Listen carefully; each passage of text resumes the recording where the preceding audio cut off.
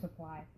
So I want to start out today talking about misconception of GMOs, and the biotech industry has done a really good job of convincing the mass population that we need GMOs to feed the world, and that we just have to have them, and that anybody who doesn't eat them, they're crazy. So I wanna get the truth out there, and when I share this with you, share it with as many people as you know. So there are basically three types of GMOs. The first one is what's called BT corn or BT cotton, and BT stands for Bacillus thuringiensis, and that's not really important to know that name. You can just remember BT. But what BT is a toxin. And this toxin, this bacteria, is directly engineered into the corn. And how it works is they take a gene gun and they engineer this Bacillus thuringiensis right into the seed so that every part of the corn has this toxin in it.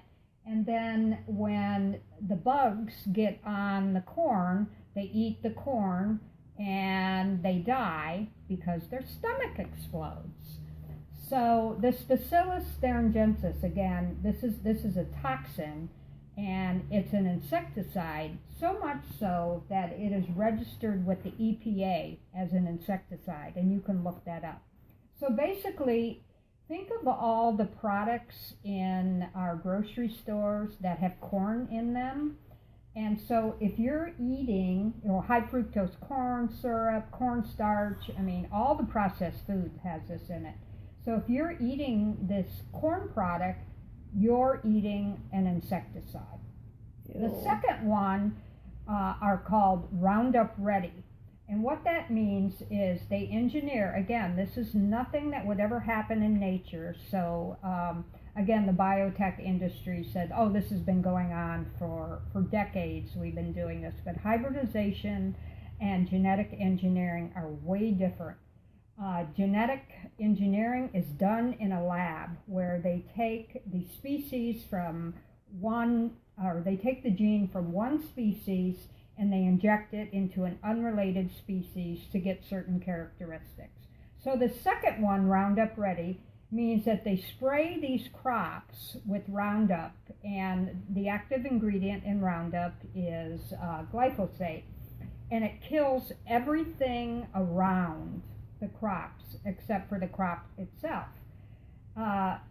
And this is a big problem because the glyphosate does get into the crops, and it's a systemic.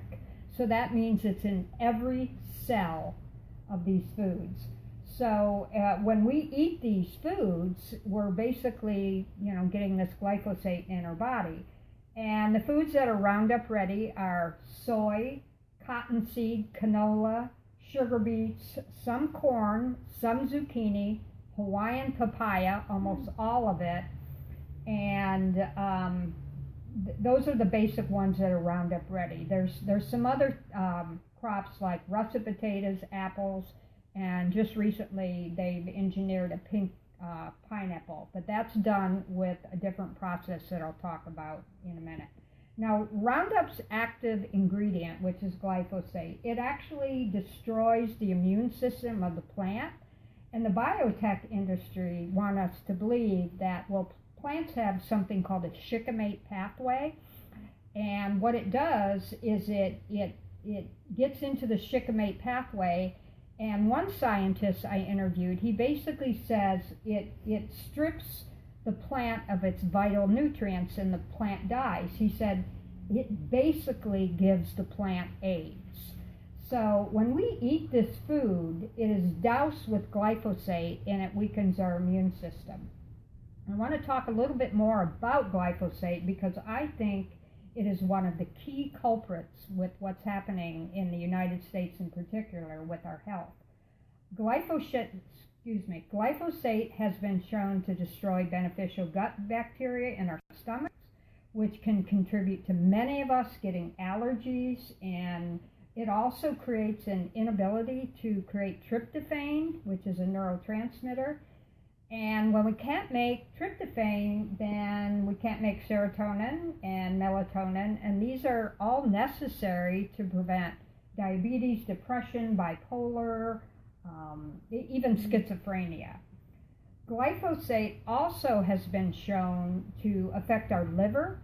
It impairs our ability to detox, which can lead to many diseases like cancer and heart disease. And in a new study that just came out this week, they found that Roundup has been shown to cause non-alcohol related fatty liver disease, even in small doses. So glyphosate also breaks down the blood-brain barrier, which could impact us by creating neurological diseases like Alzheimer's and dementia.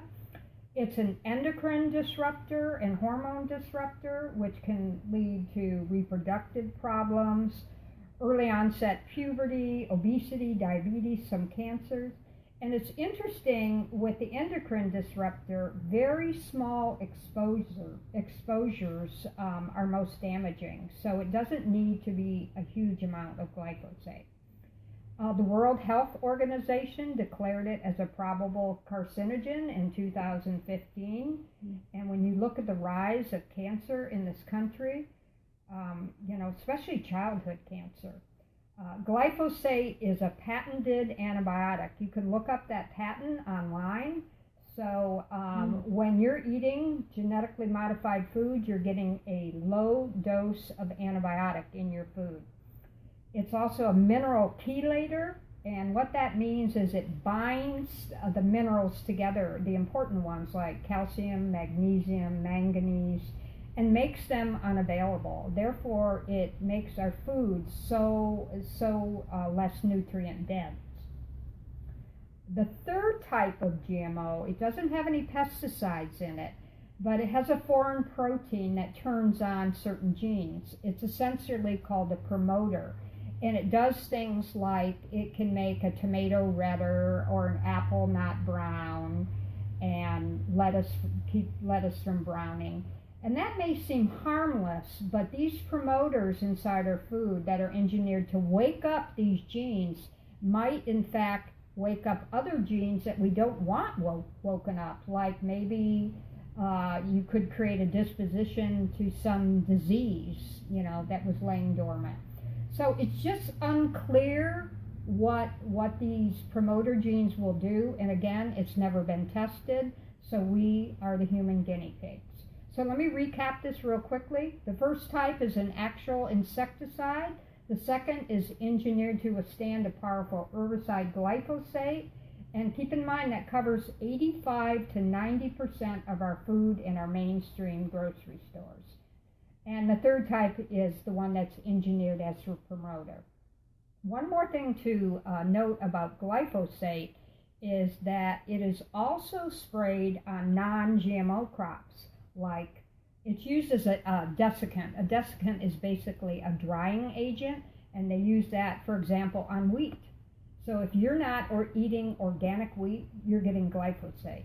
They spray the field so everything dries evenly, and then they can harvest it at the same time. So they also use it on, besides wheat, barley, rye, lentils, peas, oats, flax, non-GMO soybeans, and sugarcane.